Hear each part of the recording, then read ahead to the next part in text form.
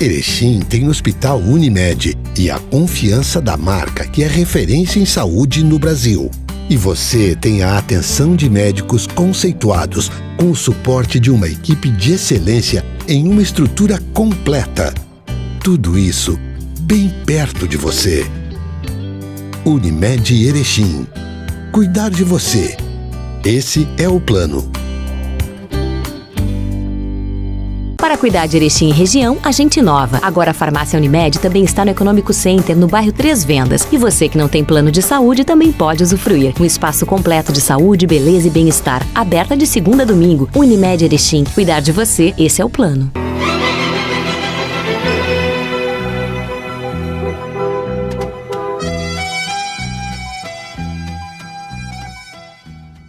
Muito boa noite a todos os senhores e senhoras. Nós estamos começando nessa semana de Páscoa mais uma edição do painel aqui pela TV Erechim. Estamos aqui em nome da Unimed Erechim. Unimed, cuidar de você, esse é o plano.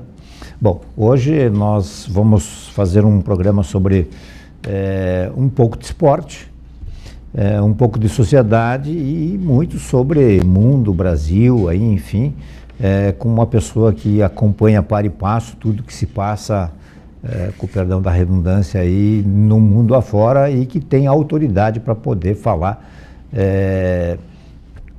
com competência, enfim, sobre esses temas. Com muito prazer, então, que o painel recebe aqui o Dr. Júlio César Brondani, que é empresário e presidente do Clube Esportivo e Recreativo Atlântico. Boa noite, Júlio. Boa noite, José Adelar, boa noite aos telespectadores que nos assistem. É uma alegria muito grande retornar aqui, agradeço ao seu convite e estou à disposição para falar aos assuntos que o amigo e irmão aí pautou para a entrevista de hoje. Antes da gente entrar no futsal, vamos falar um pouquinho sobre o parque esportivo, enfim, como é que está lá, tem sido feito muita coisa, e depois eu quero lhe fazer uma pergunta um pouco mais de saia justa, eu quero ver se o senhor como é que responde. Na verdade, nós estamos muito satisfeitos com o Atlântico, o Clube Esportivo e Recreativo Atlântico, em todas as suas ações, sejam na área social, na área do parque, na área esportiva, na área do departamento de futsal. E o ano que se iniciou agora, de 2019, nós estamos já praticamente com o primeiro quadrimestre vencido, mas tivemos uma excelente temporada.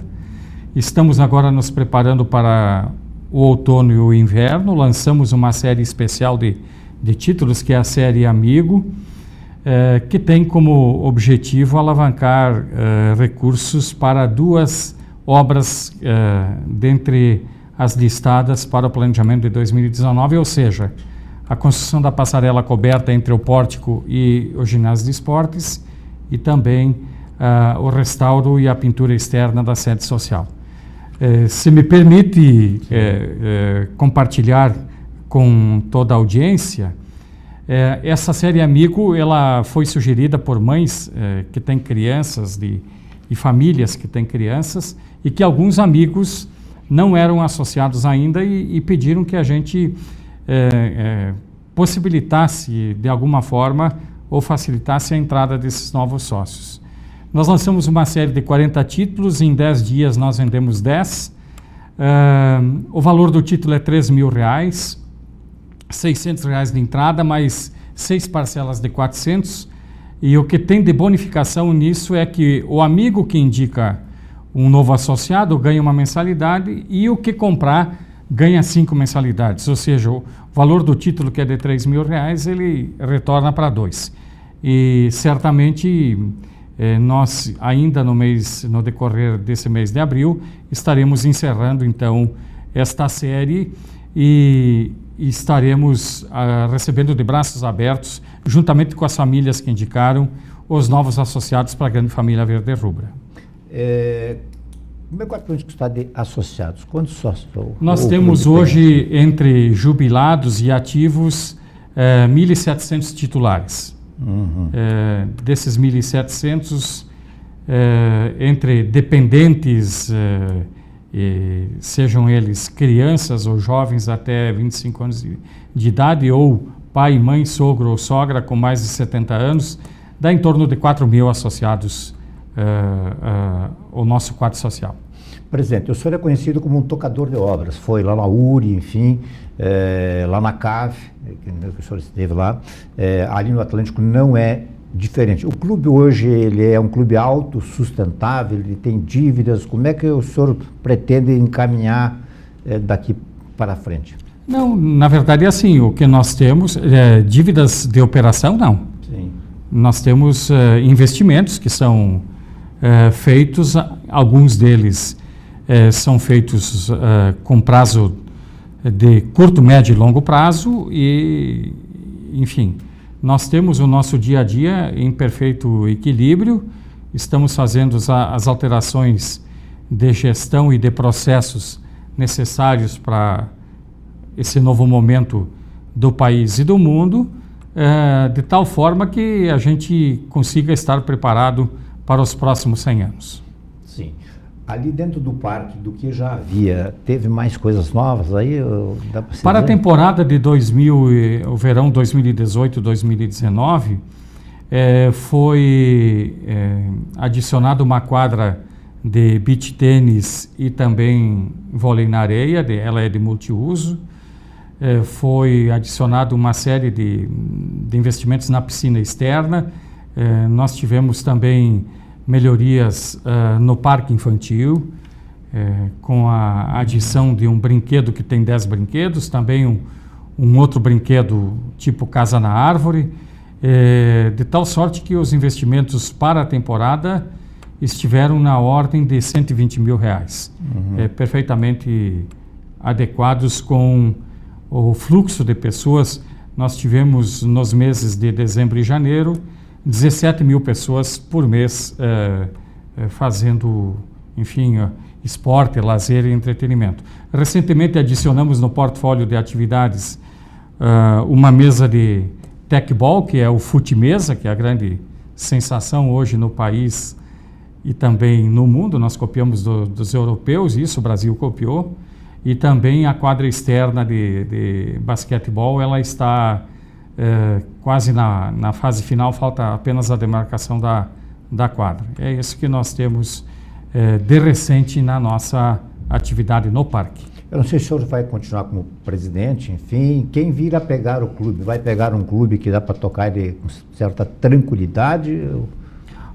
Todas as organizações hoje, elas têm desafios imensos pela frente, por conta, evidentemente, das peculiaridades de cada inserção, do tamanho de mercado, enfim, todas as entidades de Erechim, todas as suas diretorias, elas têm desafios diários no sentido de dar à sua comunidade o melhor de si, para que você tenha futebol, você tenha rally, você tenha esporte, você tenha lazer, você tenha entretenimento, você tenha futsal. As entidades, nós somos uma entidade não governamental, vivemos evidentemente como é uma sociedade privada que depende dos seus recursos associados, do seu orçamento que é construído e do seu orçamento que é reinventado a cada ano. E certamente quando no futuro uma nova diretoria nos suceder, terá também as mesmas incumbências, as mesmas obrigações e os mesmos êxitos dessa nossa história que esse ano completa 104 anos. Existe alguma previsão de algum investimento? Porque parece que a cada ano tem coisas novas, entende, com relação à sede social, para ela se manter como um endereço, uma referência de atividades sociais em Erechim já de longa data. Nós temos ela toda já ao longo de várias gestões. Ela foi toda ela reformada, revitalizada. O último grande investimento foram 3 grandes investimentos, que foi a colocação de um elevador, 2 novos conjuntos de banheiros masculino e feminino, chapelaria, enfim, adequação a todas as normas de segurança. Os investimentos nunca param, né? Sempre há necessidade de atualização, inovação e busca de oferecer um lugar aprazível, adequado para a convivência social e das nossas promoções também. Evidentemente, tudo fiscalizado, digamos, com laudo técnico dos bombeiros. Sim, nós estamos atendidas todas as normas, não só na sede social, como no parque esportivo. A cada ano é renovado esse conjunto, esse caderno de encargos que nós temos. Estamos rigorosamente dentro de todas as exigências necessárias para se manter uma entidade desta natureza e desse porte. Bom, no último final de semana eu fiz uma coisa que eu não estava habituado já de longa data a fazer. Todos sabem que eu sou um atlantista de carteirinha, o presidente sabe muito mais do que muita gente, né? Eu gostava muito do futebol de campo e talvez eu gostasse tanto porque eu me criei dentro do campo do Atlântico. Então essas lembranças, essas raízes, elas ficaram mais fortalecidas dentro de mim, e afloram mais. E no último final de semana aí eu coloquei lá num canal lá de TV e vi a camisa verde e rubra novamente no futsal, jogando, e não sei se era porque, agora eu vou dizer uma grande bobagem aqui, mas que de repente assim também tem a ver com as minhas lembranças e com a minha mais tenra verdade. Ou seja, o Atlântico perdia de 3-0, virou um jogo para 5-3, e eu me vi, eu digo, puxa vida, o Atlântico não mudou, ele continua o mesmo. Ou seja, é nos grandes desafios que ele parece que se agiganta de tal forma como eu sempre me acostumei a ver lá atrás no passado. Eu vou ser mais específico com relação ao Odi.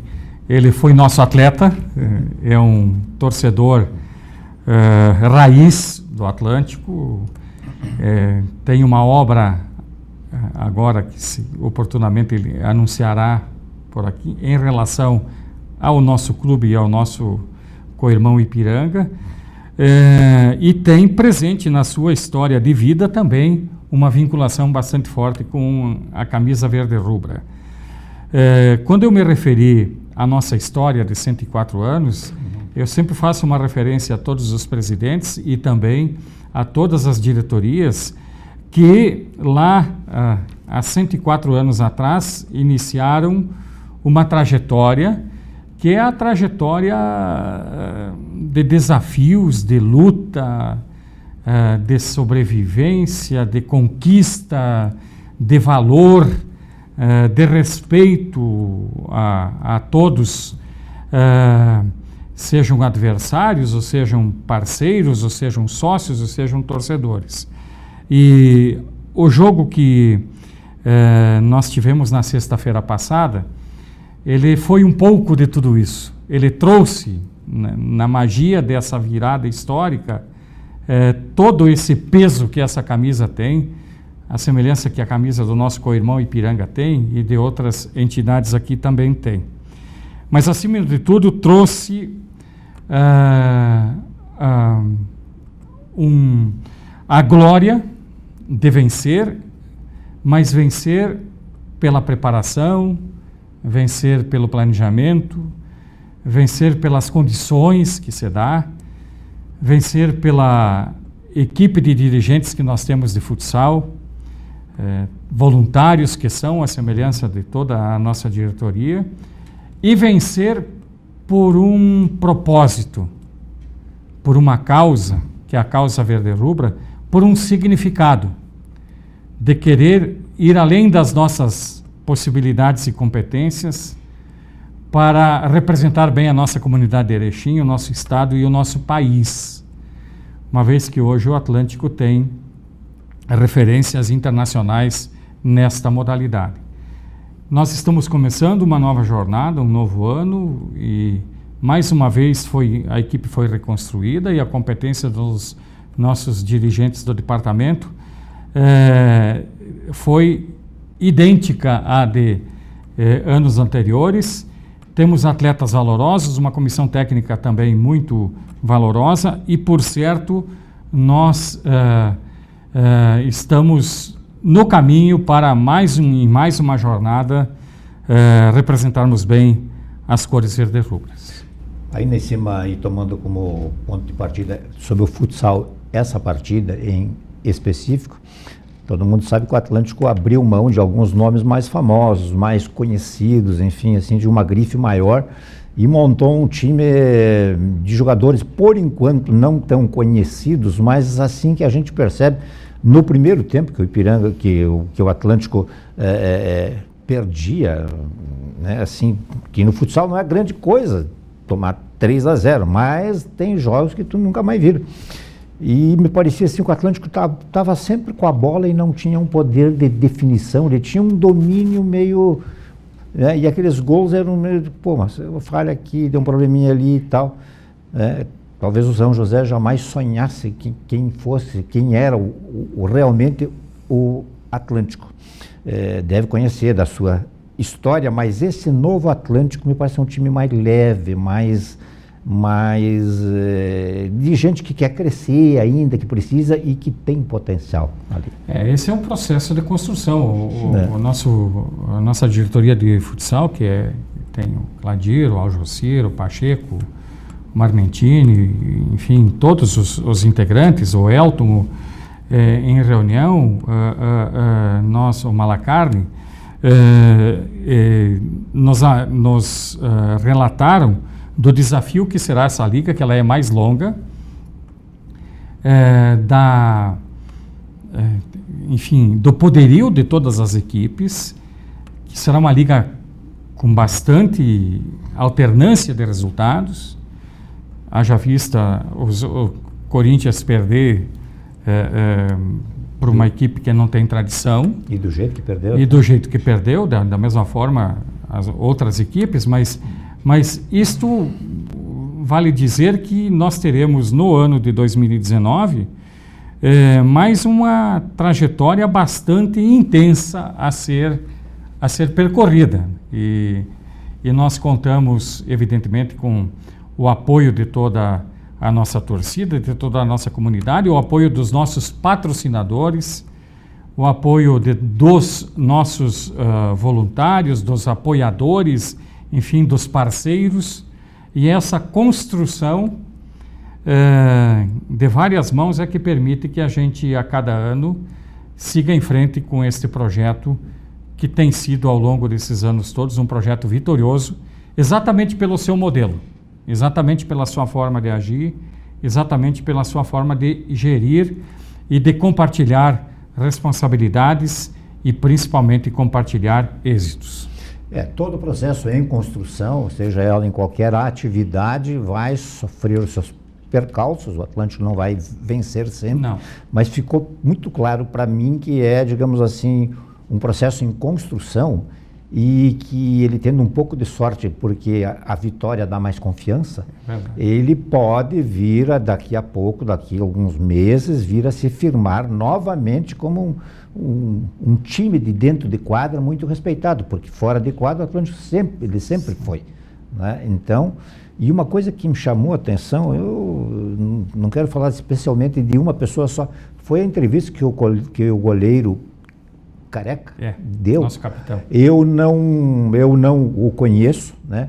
Mas eu fiquei assim impressionado com a fala dele, com a simplicidade dele, ele se voltando, falando da vitória, do clube e tal, das suas responsabilidades, mas fazendo uma referência familiar para o seu irmão, que é goleiro, ou seja, isso revela valores. Sim. Que acabam sendo somados e de alguma outra forma, acreditem ou não, fazem a diferença também dentro da quadra. Muito, muito. O processo de construção de uma equipe passa necessariamente, primeiro, por termos atletas dentro da equipe de valor, e eu estou falando aqui de valor com caráter, com talento, com exemplo, e isso a gente tem que passar às outras categorias. Nós temos 150 atletas, desde crianças de 4, 5 anos até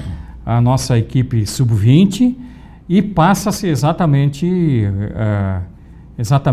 a mesma informação, a mesma orientação e o que o Elton, juntamente com a comissão técnica e com as comissões técnicas, tem conseguido colocar ao longo desses anos, é exatamente o valor do trabalho, o valor da dedicação, o valor do conhecimento e o valor que isso dá para a vida das pessoas e também para as conquistas e para o aprendizado nos momentos em que a gente também é suplantado.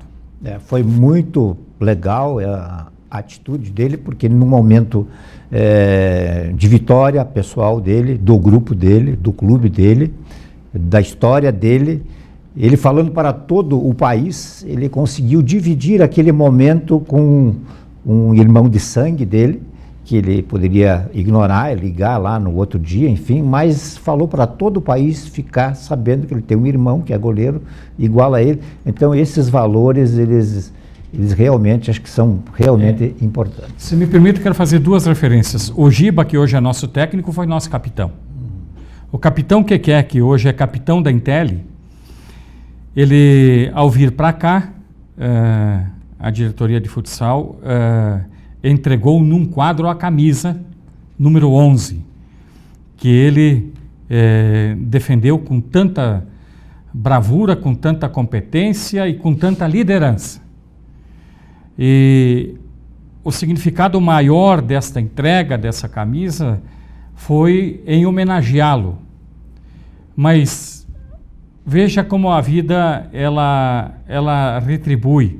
No momento seguinte, no momento em que ele fez um gol em cadeia nacional, ele fez o gol e ele nos homenageou com a reverência de não ter comemorado esse gol. Isso, para a história verde-rubra, é um ato marcante, é um ato de fé, é um ato de respeito. E nós ficamos muito sensibilizados. Eu fiquei muito sensibilizado quando eu vi este momento seguinte da conquista do gol, o narrador fazer uma referência de que ele, em respeito ao clube que tanto ele se orgulhou, e nós nos orgulhamos de tê-lo como atleta, ele não comemorou o gol, que era um direito seu.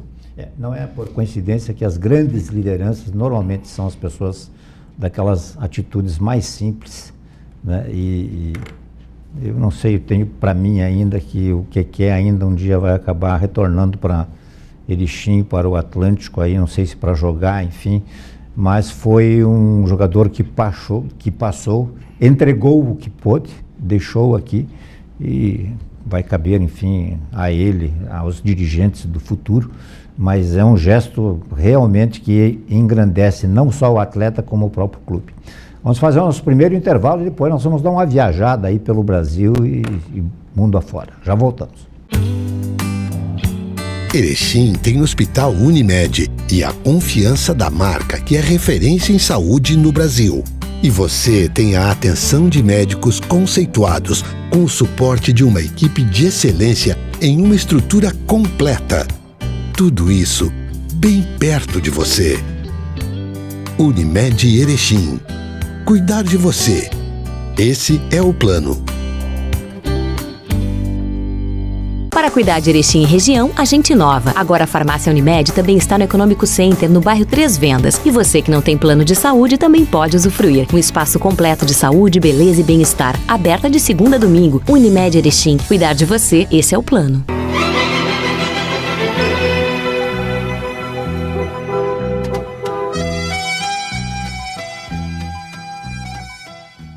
Muito bem, nós estamos de volta hoje, recebendo com muito prazer aqui Júlio César Brondani, que é empresário, presidente do Clube Esportivo e Recreativo Atlântico e um erechinense da Gema e tal. Bom, vamos tocar no assunto agora, não sei se temos que olhar para trás, olhar para o presente ou olhar para o futuro. Há poucos dias o senhor deu uma entrevista aqui para um programa, o programa Expressão, né, universitária. Sim. Né? E eu queria escapar um pouquinho desse tema, porque o programa, eu queria focar numa outra coisa, que é, eu tenho me tornado um pouco chato nesse negócio de Erechim, Chapecó e Erechim, mas ontem, mais especificamente no dia 15, então, né, uma grande empresa de Chapecó, a maior empresa, a Aurora, completou seus 50 anos, né, e foi inaugurado um enorme de um painel em Chapecó, e o presidente da cooperativa ali, que começou antes, né, ele contou uma história muito parecida do que nós já vivemos aqui. De começar com uma enxada, botar um grão de milho, fechar, depois se modernizou a ponto de ter a maquininha, aquela de botar no chão e abrir o buraco e o grão de milho cair, e depois foi indo, então ele fez essas passagens todas até chegar ao que é hoje. Se não me engano, o terceiro complexo, o terceiro grupo na cadeia de carnes de todo o nosso país. Há poucos dias nós tivemos a passagem aqui do seu Mosley, que conhece tão bem, e ele relatava então que lá na década de 50, 60, com um caminhãozinho ele levava bananas para Chapecó, para suprir o mercado que não tinha. Onde nós erramos, se é que nós temos um orçamento de 270 milhões e Chapecó tem um orçamento de 1 bilhão. O que é que houve? Nós erramos, eles é que avançaram muito. O que houve? O senhor que sempre, nunca se negou a dar uma opinião e tem uma opinião abalizada sobre os mais diferentes temas. Olha, eu acho que são... A única coisa que nós temos com Chapecó é a proximidade geográfica. Mas são questões diferentes, geopolíticas inclusive. Chapecó é a capital do oeste de Santa Catarina. Num governo que houve em Santa Catarina, o governo descentralizou a gestão. Muitos acreditam a esse fato. Ao fazer essa regionalização do governo, ela permitiu que cada região desenvolvesse a sua vocação e também procurasse, através das suas lideranças, levantar as demandas necessárias para que Santa Catarina se unisse, sob o ponto de vista de Estado, uma vez que culturalmente há uma diferença enorme entre o pessoal do litoral, o pessoal aqui do oeste, o pessoal ali da área central de Joinville, enfim. E este mecanismo, aliado também a uma indústria que se desenvolvia no processo de modernização do agronegócio, através das cadeias de agronegócio e também do sistema cooperativo integrado, houve, nesse momento aí, uma possibilidade de que essa expansão ocorresse. Se nós olharmos a Grande Chapecó, que deve estar em torno de 800 mil habitantes, a Grande Chapecó, ela está toda unida em torno da cidade-mãe, ou de cidade-polo, que é Chapecó. Ao mesmo tempo, ela está com cadeias de negócio diversificadas e também, toda vez que há este tipo de crescimento, há também a possibilidade de abertura de novos negócios. Vou falar do mesmo exemplo do lado de cá, que é Passo Fundo.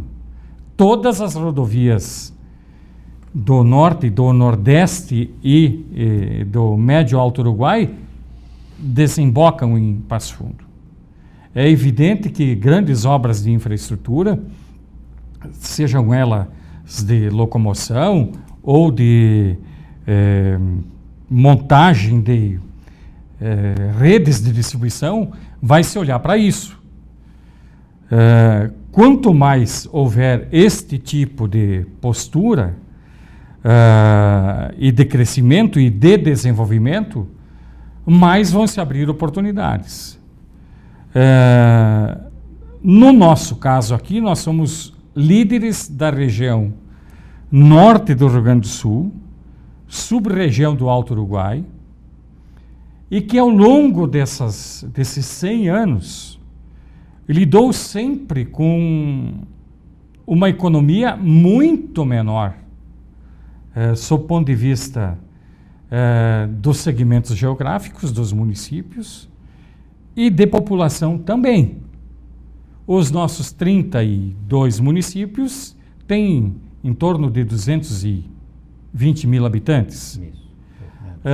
Nós temos condições geográficas adversas e temos ainda uma capacidade empreendedora invejável. Nós, no meu modo de entender, nos equivocamos a querer nos comparar com Chapecó e com Passo Fundo, quando na verdade nós temos que nos comparar, olhar para eles e nos compararmos com nós mesmos, vendo os pontos fracos e os pontos fortes, para nós sermos melhores do que somos.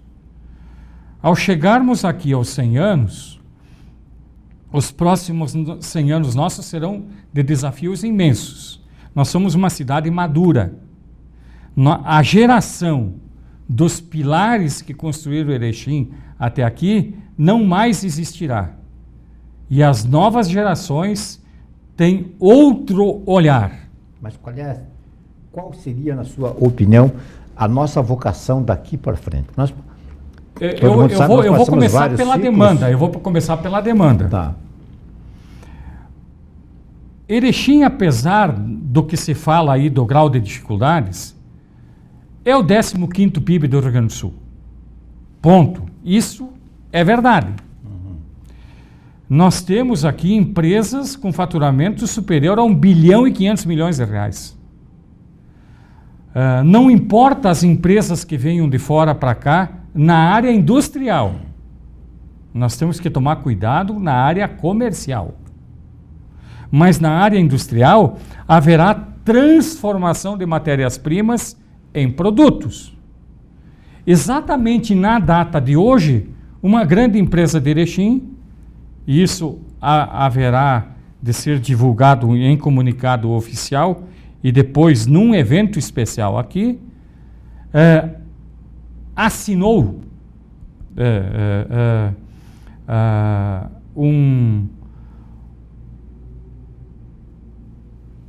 um comunicado conjunto, e na verdade foi um contrato com uma grande empresa de Caxias do Sul, que vai gerar novos negócios. O que nós temos que buscar aqui é aquilo que nos é de direito e de necessidade. Por exemplo, não dá mais para passar um novo governo do estado do Rio Grande do Sul sem termos a ligação de 19 quilômetros com a região Nordeste. Se nós não tivermos essa ligação, nós teremos sim imensas dificuldades sob o ponto de vista das duas regiões em fazer a sinergia que já houve no passado, que é exatamente região gêmea, assim como é o Médio Alto Uruguai. Esses 19 quilômetros de asfalto, se nós lideranças todas, eu estou falando de todas as lideranças, políticas, empresariais, imprensa, todas as lideranças, entidades, não buscarem o que é necessário se fazer nesta ligação asfáltica, nós teremos, a universidade terá problema de aluno, a Unimed terá problema de associado, a cooperativa terá problema, todos teremos problema, o comércio de lá e daqui terá problema, porque nós somos duas ilhas que precisam da sinergia para se complementar. Eu fiz um levantamento recentemente numa palestra que fui dar na Unimed, todos os municípios da região nordeste do Rio Grande do Sul, com exceção de um ou outro, são maiores em PIB do que os nossos municípios aqui da região do Alto Uruguai. E isto tem muito, mas muito a ver. Esses recursos hoje, que eram justos e contratados para as duas regiões se desenvolverem, estão indo para Santa Catarina ou para Passo Fundo. Então, nós estamos propiciando que Passo Fundo pegue parte dos 150 mil habitantes da região Nordeste. E a outra parte Santa Catarina e a outra parte se desenvolva, a própria região se autodesenvolvendo, quando, na verdade, nós poderíamos estar trabalhando juntos. E aqui fica um desafio ao deputado Paparico. É responsabilidade dele junto ao governo e junto às entidades daqui, porque ele é representante dessas duas regiões, iniciar, juntamente com essas lideranças, um movimento que chegue conclusivamente e objetivamente na construção dessa estrada. Deputado Paparico, a responsabilidade é sua. Essa liderança é sua. O senhor é homem de governo, juntamente com o deputado Capuani e outros deputados aqui da região. Não dá mais para transferir responsabilidades e justificar por que não temos essa estrada. O futuro nosso depende dela. O senhor já externou, não é de hoje, essa opinião. Eu vou me juntar a isso, eu já escrevi inúmeras vezes sobre esse aspecto. O deputado passou há pouco tempo aqui e isso foi questionado, foi bem debatido aqui e tal, mas em recente encontro com uma liderança, com um senador, o que foi falado foi novamente a questão da BR-153, foi novamente a questão da saúde e foi novamente a questão do presídio, que são tudo coisas que precisa quase que um tapa-furo. Essa seria, digamos, uma saída para nos dar um novo elan, um novo porvir. O que você disse, exatamente, nós vamos resolver as questões urgentes operacionais que estão atrasadas sob o ponto de vista da evolução e das demandas. Agora, não se faz mais desenvolvimento, nunca se fez, tratando de conjuntura. Nós precisamos de estrutura. E a estrutura aqui, a junção desses PIB é urgente. Então, assim, se o senador vai cuidar desses assuntos, parabéns a ele e às entidades que estão cuidando disso.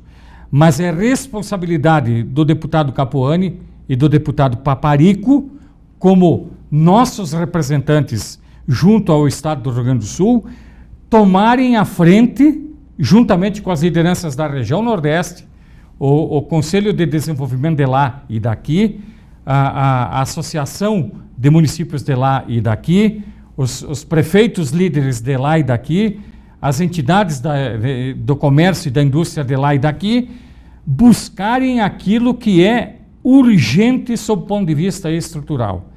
Não dá mais para falar do assunto. Chega de falar no assunto. Vamos falar de ação, porque as questões elas são prementes. Nós não vamos conseguir desenvolver as duas regiões se não houver essa sinergia. Caminhão com produto primário rodando para lá e para cá, 19 quilômetros para lá e para cá, gente que precisa de assistência, é gente que precisa estudar, e nós estamos aqui, por causa de 19 quilômetros de asfalto, atrasando 100 anos o desenvolvimento dessa região. E a região Nordeste, que eu estive lá há muito tempo,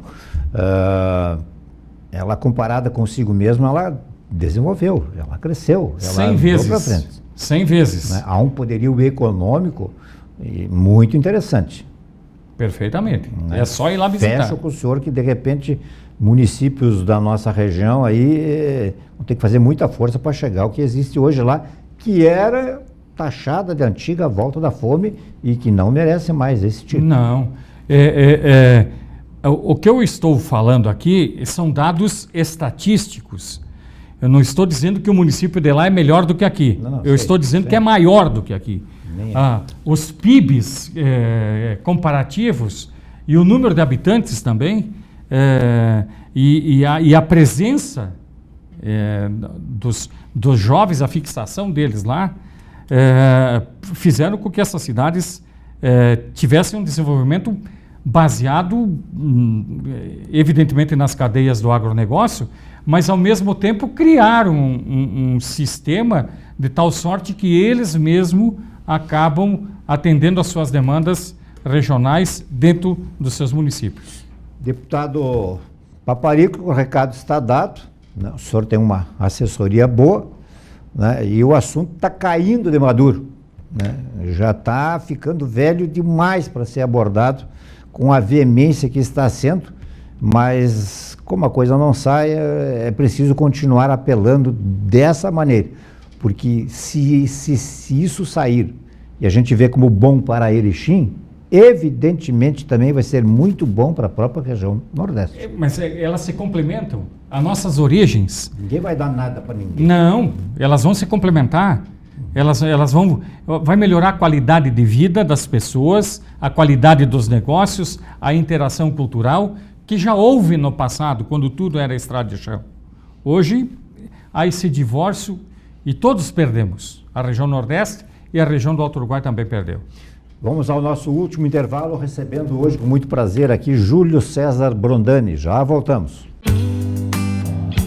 Erechim tem o Hospital Unimed e a confiança da marca que é referência em saúde no Brasil.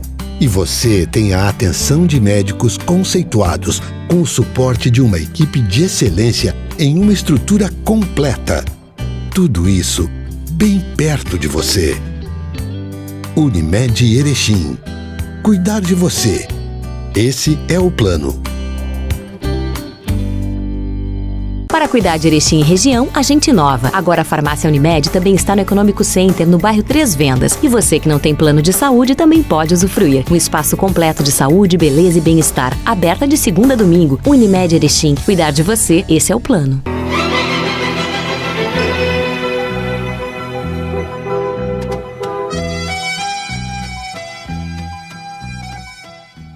Muito bem, retomando o painel de hoje com Júlio César Brondani, abordando questões importantíssimas para o desenvolvimento aqui da nossa cidade de Erechim, do Alto Uruguai, enfim, do chapéu do Rio Grande, que engloba aí também a região do Médio e Alto Uruguai e principalmente também a região do Nordeste do estado. Basta olhar e fazer.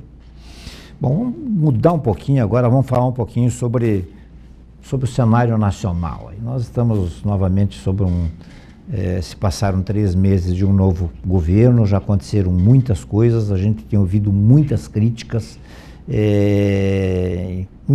infundadas aí até, né?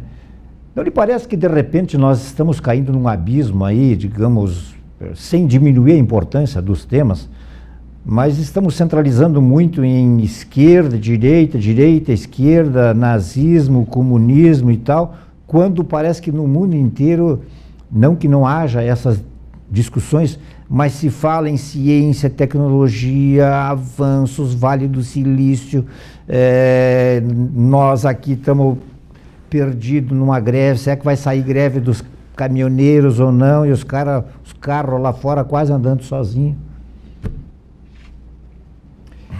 O que nós estamos passando agora nesse início de 2019, sob o ponto de vista político, são 2 questões. Uma é o que se diz e o que se discute, e os assuntos que são plantados ou de interesse contra, a favor, grupos daqui, grupos dali. No meu modo de entender, nós estamos agora comemorando 100 dias, a data dos 100 dias Isso. de governo. Bom, os 10 milhões de votos de diferença foram votos contra o establishment, que você sabe muito bem definir. Establishment é a forma como o Estado de coisas e de poder está acontecendo ou vem acontecendo. Quem votou a favor da mudança, votou a favor da esperança e da verdade. e espera, evidentemente, que todos os poderes do país trabalhem para um país melhor para as novas gerações. Essa é a minha leitura que eu faço e a minha opinião. Todos esse puxa e estica e empurra agora é resistência do establishment. Não vai terminar a democracia e não vai se esperar do novo presidente que ele vá muito além daquilo que ele disse que ia fazer. Ele disse que ele não entendia de gestão e quem ia fazer a gestão eram os ministros e, no caso da área econômica, do superministro. Tanto é que ele disse o meu posto Ipiranga. Os passos que têm que ser dados agora, pela frente, começaram a ser dados.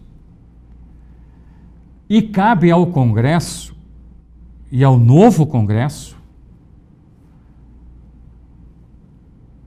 virar de frente para a sociedade e não continuar com as costas viradas para a sociedade. Por quê? Porque precisa se estabelecer esse conjunto de reformas que estão sendo elencadas todos os dias. Esses conjuntos de reformas, eles não são nem estruturais. De novo, são para tapar buraco.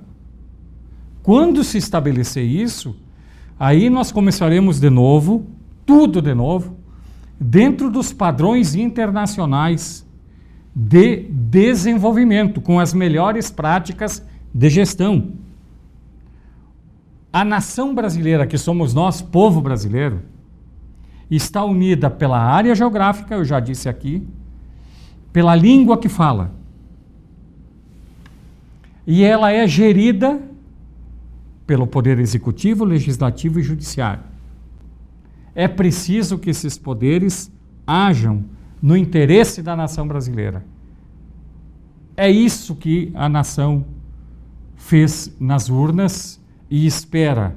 Ela tem esperança e quer a verdade. Tanto é que hoje todos os desvios de conduta, vamos usar eufemismo aqui, instantaneamente, até uma palavra mal colocada, todos sabem. Mas quando nós ajustarmos essas questões conjunturais, nós estaremos preparados para ter um país maior e melhor, e que nós temos urgência disso. A urgência está em praticar a solidariedade, a tolerância, a responsabilidade, e nós vamos ter que... O senhor não percebe alguns focos de resistência a essa mudança? Ou seja, digamos, uma resistência, eu vou usar esse termo aí que dizem, né? De tentar manter tudo como dantes no quartel de Abrantes? Sim, é a resistência do establishment que eu me referi. O establishment achou que, mais uma vez, um novo governo seria mais do mesmo. E não é. Mas não é por quê? Porque só o governo quer? Não, porque a nação brasileira disse chega. E há essa resistência, e ela é expressa todos os dias em vários níveis, em várias instituições, em várias manifestações. Existe uma obra que eu recomendo a todos a ser lida. É O Código da Vida, de Saulo Ramos. Saulo Ramos foi ministro de Estado. É uma obra encantadora. Ela registra fatos históricos desde Jânio Quadros para cá. E registra os bastidores. Jânio Quadros, João Goulart, aí vem a sequência do período da ditadura, vem a sequência da abertura democrática, da perda do Tancredo, da entrada do Sarney, do Fernando Henrique, desnuda Fernando Henrique. Eu vou ser sincero, eu votei no seu Fernando Henrique, mas ele nunca me enganou, e agora... A mim me enganou. E nem vou falar dos demais governadores, ou dos demais governantes. Me decepcionei muito. Então esse establishment, ou esse estado de coisas, ou a forma de gerir fora da estrada, tem que voltar para a estrada. É um momento que a gente acha que não está avançando, mas está avançando. O que tem pela frente aí é um processo de melhoria contínua que precisa ser exercido. As reformas vão sair, a duras penas vão sair, mas nós teremos que fazer a nossa parte. A nação brasileira, ela tem que cobrar. O Congresso tem que olhar de frente à nação brasileira, e também a delegação de competência dos gestores do país, ela também ela foi dada, e também é esperado de todo mundo que a gente melhore e tenha um futuro melhor para todos. Tomara que seja assim, porque essa semana estão acontecendo alguns fatos realmente impressionantes. Eu estava escutando aí numa rádio aí agora há pouco,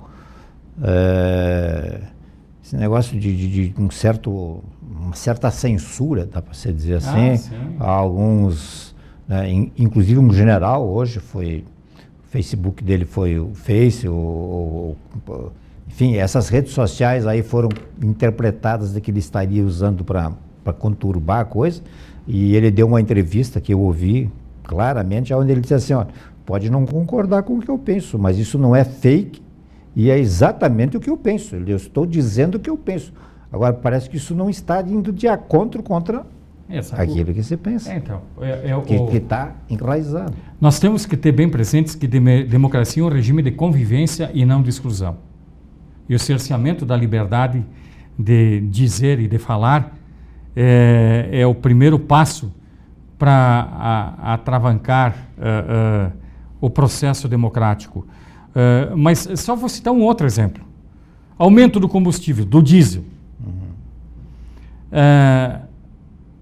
O aumento do diesel está atrelado ao mercado internacional. Os países produtores do petróleo diminuíram a produção, elevou-se o preço do diesel.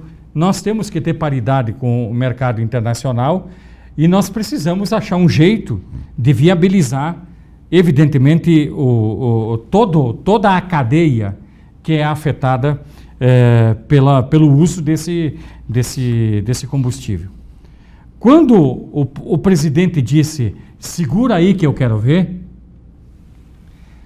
houve, assim, caiu o mundo, porque, abre aspas, fecha aspas, entrou com interferência direta nos preços de uma commodity. E eu pergunto, e se ele não tivesse feito isso? Ia cair o mundo de que jeito? Qual é a outra boa razão que ia ser feita? Nós precisamos... Está sendo pressionado. O que nós precisamos entender é de que não há passe de mágica. A economia não vai crescer em V. As alterações que aconteceram no mundo depois de 2008 com a quebra do Lehman Brothers, aqui no Brasil se fez mágica. Se estabeleceu de que nós deveríamos fomentar o consumo, nós enriquecemos os chineses e os europeus e os americanos comprando quinquilharias que hoje são todas ultrapassadas. Quando, na verdade, o nosso dever era fazer o que o mundo fez. E a gente, ao longo dos... nós temos um problema de 500 anos no país, que não se olha nunca para a nação, se olha para interesses. E essas questões todas, neste momento aqui, o que eu vejo com muita alegria e com muita satisfação é de que ninguém mais conta história para ninguém. As pessoas estão buscando o discernimento necessário.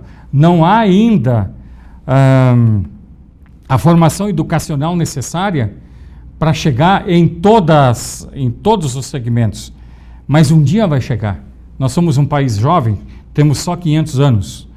Mas... A Catedral de Notre Dame estava em chamas aí, tinha 800. Então, nós nunca passamos por uma guerra, então nós não sabemos o que é dor. O americano tem uma expressão, no pain, no gain, que é sem dor, sem ganho. Tem uma outra expressão que ele usa muito em relação a hard work, que é trabalho duro, e play work, que é jogo duro. Nós temos que entender que, eu me expressei esses dias em algum momento, de que nota de R$100 não dá em árvore. Isso tem que plantar a árvore, tem que regar a árvore, tem que cuidar da árvore, tem que podar da árvore, e nós precisamos fazer a nossa parte. O senhor falou há pouco que deu uma palestra há poucos dias na Unimed. O senhor continua dando... Sim, eu estou aceitando os convites que me fazem. Agora a próxima está marcada no Instituto Federal, agora em maio, na Semana Acadêmica. Sempre que me pedem, sempre que posso, eu estou dando as palestras nos cursos da URI, nos temas que eu, evidentemente, tenho algum conhecimento. Nós tínhamos vários temas aqui, geração Z, né, essas questões, pessoal que nasceu aí já teclando, né? Domingo da noite, eu vou confessar aqui, estou encerrando aqui, eu assisti um filme documentário, de repente o senhor viu. Quanto tempo tem o tempo? Né, entrevistando diferentes pessoas, falando sobre esses avanços tecnológicos, o tempo mudou muito, digamos, o tempo de 24 horas, como é que ele é dividido e tal. Muito interessante, um filme documentário de 1h15, né, e eu me lembrei do Júlio. Júlio, 15 segundos ainda. Não, é apenas para dizer que o conhecimento é o principal recurso e a verdadeira riqueza da sociedade contemporânea. Então, hoje no mundo da terceira década, estamos falando em 2030, todos nós somos ignorantes, só que em coisas diferentes. E teremos que ser estudantes a vida inteira. Muito obrigado pela entrevista mais uma vez. Obrigado a todos aí de casa. Boa noite e até uma próxima.